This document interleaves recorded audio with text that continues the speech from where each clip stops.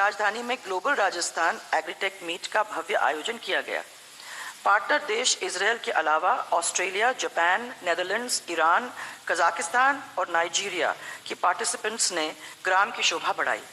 इसकी सफलता एवं कृषकों में इस इवेंट के प्रति उत्साह को ध्यान में रखते हुए आगामी 2 वर्षों में संभाग स्तर पर भी ग्राम का आयोजन किया जाएगा।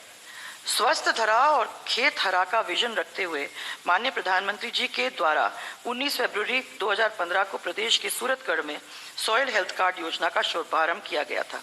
इस योजना के तहत जनवरी 2017 तक 29 लाख सॉइल हेल्थ कार्ड किसानों को उपलब्ध करवाए गए हैं और आगामी वर्ष सॉइल हेल्थ कार्ड में दर्शाई गई सूक्ष्म पोषक तत्वों की कमी की पूर्ति के लिए 1 लाख किसानों को मिनी किट वितरित किए जाएंगे। प्रधानमंत्री फसल बीमा योजना के तहत इस वर्ष खरीफ में 53 लाख कृषकों के 73 लाख हेक्टेयर क्षेत्रफल का तथा रबी में 30 लाख कृषकों के 29 लाख हेक्टेयर क्षेत्रफल का बीमा किया गया। वर्ष 2016-17 में राज्य सरकार द्वारा बेहतर उर्वरक अग्रिम भंडारण के कारण किसानों को समय पर मांग के अनुसार उर्वरक की उपलब्धता रही है। वर्ष 2017-18 में भी कृषकों की मांग के अनुसार उर्वरकों की उपलब्धता सुनिश्चित करने के लिए 1,50,000 मीट्रिक टन यूरिया तथा 20,000 मीट्रिक टन DAP का अग्रिम भंडारण किया जाएगा, जिस पर 27 करोड़ रुपए का व्यय होगा।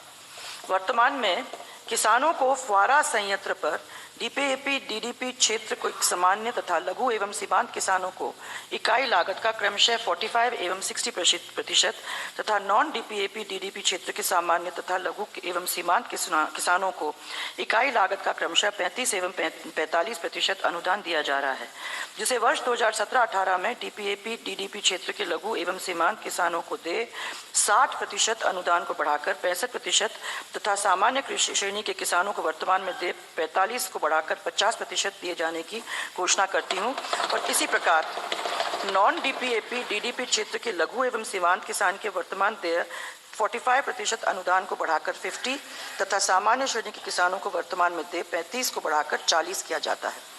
उद्यानिकी एवं वानिकी महाविद्यालय झालावाड़ में फॉरेस्ट्री एंड वाइल्ड लाइफ के नए पाठ्यक्रम प्रारंभ किए जाएंगे। राज्य में किसानों द्वारा स्वयं के उपयोग हेतु उनके खेतों पर गुणवत्ता युक्त उन्नत बीज उत्पादन किए जाने के उद्देश्य से मुख्यमंत्री बीज स्वावलंबन योजना प्रारंभ की जाएगी। बीज स्वावलंबन योजना में गेहूं, ज्वार, सोयाबीन, मूंग, उड़द फसलों का बीज उत्पादन लिया जाएगा। योजना को प्रारंभिक रूप से राज्य के कोटा, भीलवाड़ा, उदयपुर कृषि खंडों के जिलों में पायलट प्रोजेक्ट के रूप में प्रारंभ किया जाएगा। गौंड मंडी, छिपाबड़ोद एवं हरनावदा शाहजी को सम्मिलित कर पृथक मंडी बनाने की घोषणा करती हूँ। उद्यान विभाग द्वारा किसानों के लिए व्यक्तिगत एवं सामूहिक लाभ की विभिन्न योजनाएं संचालित की जा रही हैं। योजनाओं को पारदर्शी बनाने एवं डिजिटाइज करने हेतु भौतिक सत्यापन को मुख्यमंत्री जल स्वावलंबन अभियान की तर्ज पर वर्क साइट से फोटो खींचकर जियो टैगिंग करवाकर जिला एवं राज्य स्तर से मॉनिटरिंग किया जाएगा।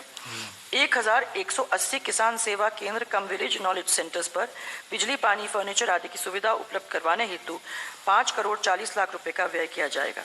कृषि विभाग के लिए आगामी वर्ष में 3,156 करोड़ 61 लाख रुपए का प्रावधान प्रस्तावित है और सहकारिता विभाग वर्ष 2017-18 में केंद्रीय सहकारी बैंक के माध्यम से किसानों को रियायती ब्याज पर फसली ऋण प्रदान करने के लिए इन बैंकों को 370 करोड़ रुपए की अनुदान राशि उपलब्ध करवाई जाएगी।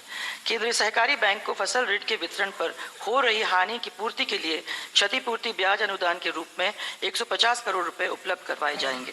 केंद्रीय सहकारी बैंक के माध्यम से ऋण प्राप्त करने वाले समस्त 26 लाख किसान को EMV रुपए किसान डेबिट कार्ड उपलब्ध करवाए जाएंगे और 16-17 के बजट में केंद्रीय सरकार सहकारी बैंकों द्वारा संचालित सहकार किसान कल्याण योजना के तहत 2% ब्याज अनुदान दिए जाने की घोषणा की गई थी। यह अनुदान 17-18 में भी दिया जाएगा। राज्य सहकारी भूमि विकास बैंक एवं प्राथमिक सहकारी भूमि विकास बैंक द्वारा वितरित लॉन्ग टर्म सहकारी कृषि ऋणों पर 5% ब्याज अनुदान हेतु 10 करोड़ रुपए का प्रावधान किया जाना प्रस्तावित है। वर्तमान में नवगठित 35 क्रय विक्रय सहकारी समितियों में गोदाम नहीं है। इन समितियों के गोदाम का निर्माण चरणबद्ध रूप से करवाया जाएगा। प्रथम चरण में वर्ष 17-18 में 20 क्रय विक्रय सहकारी समितियों में 250 मीट्रिक टन क्षमता के गोदाम निर्माण हेतु प्रति समिति 25 लाख रुपए की दर से 5 करोड़ रुपए उपलब्ध करवाए जाएंगे। वर्ष 16-17 में नवगठित 100 ग्राम सेवा सहकारी समितियां लैंप्स के गोदाम एवं कार्यालय भवन निर्माण हेतु 10 करोड़ रुपए उपलब्ध करवाए गए थे। आगामी वर्ष में भी 100 नवगठित ग्राम सेवा सहकारी समितियां एवं लैंप्स में 100 मीट्रिक टन क्षमता के गोदाम एवं कार्यालय भवन निर्माण हेतु प्रति समिति 10 लाख रुपए की दर से 10 करोड़ रुपए उपलब्ध करवाए जाएंगे। सहकारिता आंदोलन को सशक्त बनाने के उद्देश्य से झालावाड़ में झालरापाटन क्रय विक्रय सहकारी समिति में 200 मीट्रिक टन की क्षमता के कोल्ड स्टोरेज का निर्माण 3 करोड़ 50 लाख रुपए की लागत से करवाया जाएगा। सार्वजनिक वितरण प्रणाली के तहत उचित मूल्य की दुकानों पर गुणवत्ता युक्त मल्टी ब्रांड वस्तुएं उपलब्ध करवाने हेतु प्रारंभ की गई अन्नपूर्णा भंडार योजना सफल रही है। अतः इनकी सफलता को देखते हुए क्रय विक्रय सहकारी समितियों के माध्यम से सहकारी क्षेत्र में भी आवश्यकता अनुसार अन्नपूर्णा भंडार प्रारंभ किए जाएंगे। स्पेनफेड की तीनों इकाइयों के कई वर्षों से लगातार घाटे में चलने से बंद हुई इकाइयों में कार्यरत कर्मचारी एवं श्रमिकों को अनावश्यक आर्थिक कठिनाइयों का सामना न करना पड़े, इस हेतु उनके लिए एक स्वैच्छिक सेवानिवृत्ति योजना लाई गई है। अब तक 1084 कर्मचारी श्रमिक द्वारा स्वैच्छिक सेवानिवृत्ति ली गई है एवं इस हेतु फेडरेशन को 49 करोड़ 64 लाख रुपए की ऋण राशि उपलब्ध करवाई गई है। आगामी वर्ष में 50 करोड़ रुपए का प्रावधान प्रस्तावित है।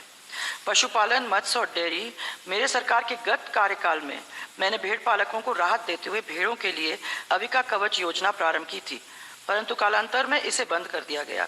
इसे अब पुनः चालू करने की घोषणा करती हूं और इस योजना के तहत SC, ST और BPL के किसान द्वारा भेड़ों का बीमा करवाने पर प्रीमियम राशि का 80% एवं अन्य वर्ग के पशुपालकों के लिए 70% व्यय सरकार द्वारा वहन किया जाएगा, जिससे भेड़ों की मृत्यु होने पर किसानी को बीमित राशि प्राप्त हो सकेगी।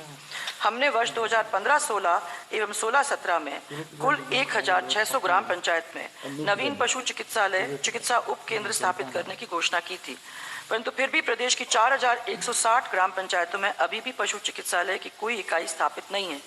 आगामी वर्ष में चरणबद्ध रूप से सभी ग्राम पंचायत में नवीन पशु चिकित्सा उप केंद्र खोले जाने